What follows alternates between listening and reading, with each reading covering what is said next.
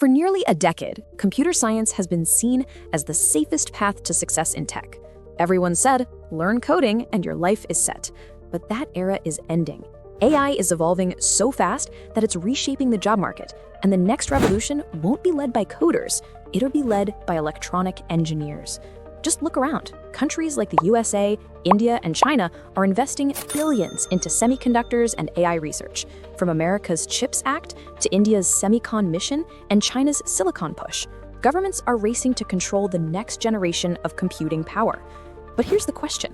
Why are the world's biggest economies suddenly obsessed with chips? Because the future of AI doesn't depend on who writes the best code. It depends on who builds the hardware that can run that code.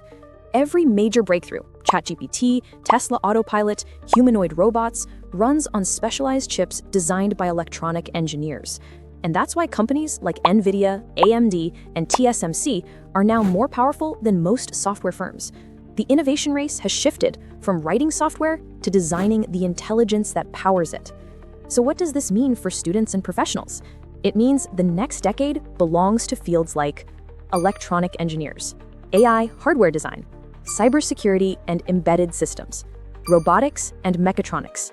These are becoming the new computer science, because now it's not just about programming, it's about building the physical brains that make AI possible. Experts predict that by 2030, over 40% of future tech jobs will be in roles that don't exist today, from AI chip architects to robotics control engineers. So be ready, because a new generation of tech jobs is coming fast, and those who understand both hardware and intelligence will shape the future of technology. If you want a detailed analysis or want us to make a video on roadmaps, careers, or new tech fields, just comment below and it'll be on our channel within a week. So until then, subscribe and like the video, and we will meet in the next video.